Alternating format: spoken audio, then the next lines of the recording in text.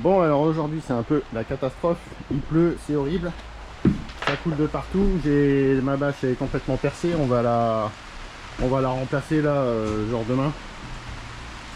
Parce que là ça coule partout, là c'est pas possible, m'agace. Du coup, en attendant, on va s'occuper du mur en brique là, il faut le descendre, il faut l'enlever.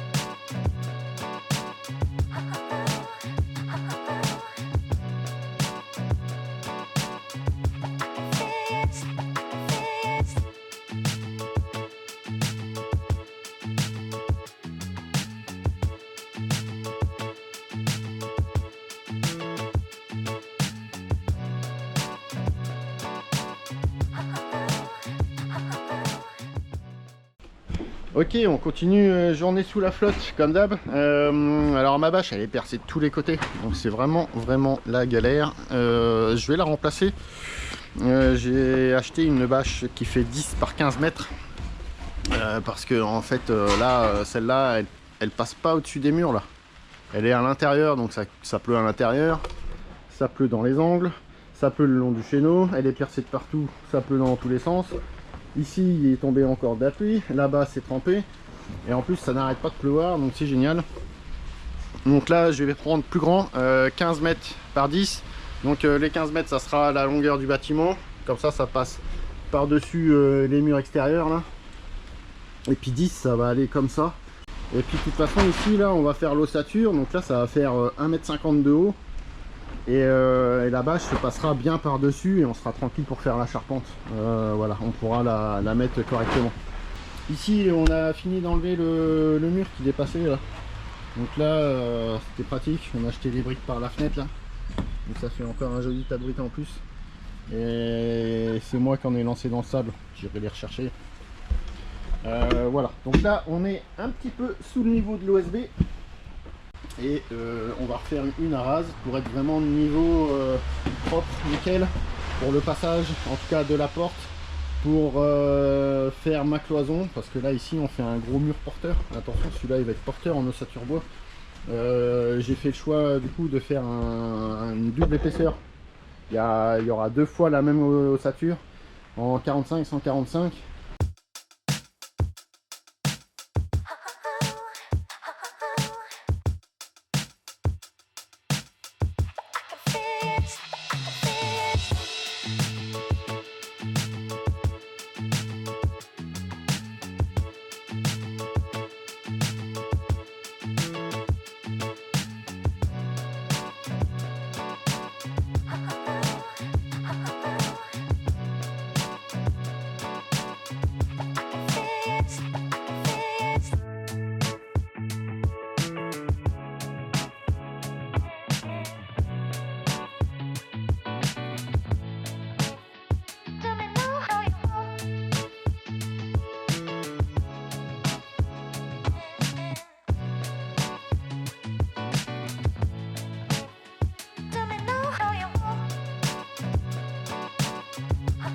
Bon, alors là, moment critique, s'est arrêté de pleuvoir, on a enlevé la vieille bâche et on va préparer la nouvelle. Voilà, avec une ancienne bâche toute pourrie et une nouvelle toute neuve. Hein, et là, on est en train de fixer le mur. C'est ça. bien.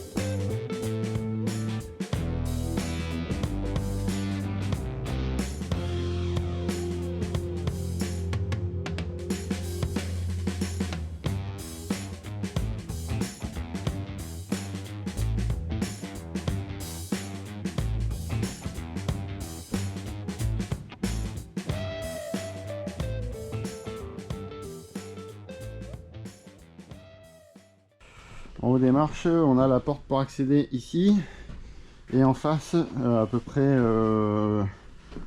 par là, on aura la porte pour accéder dans l'autre chambre.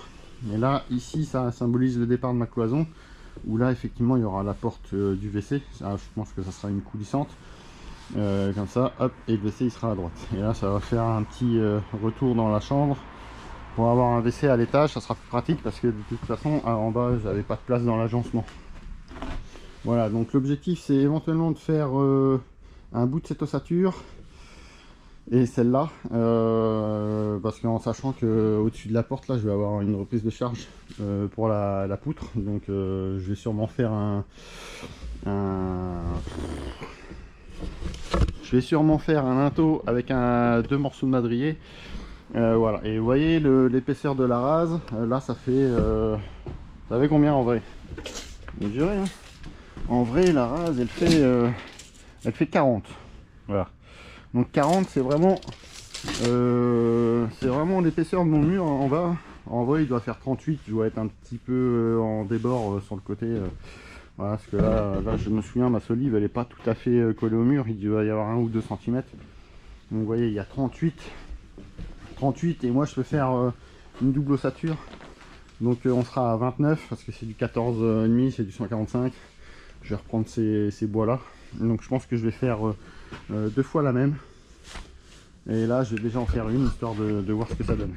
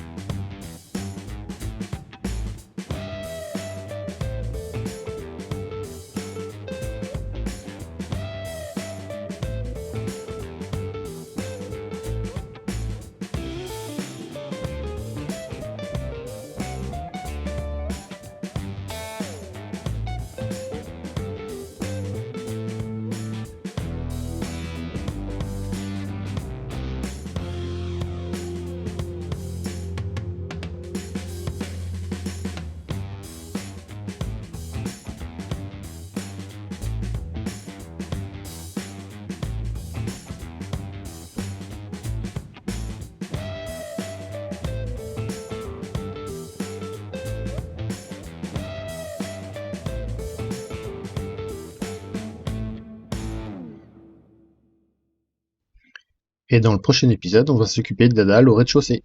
Isolation, réseau, ferraillage. Alors si tu veux suivre cette aventure, n'hésite pas à laisser un commentaire, un pouce en l'air et surtout abonne-toi.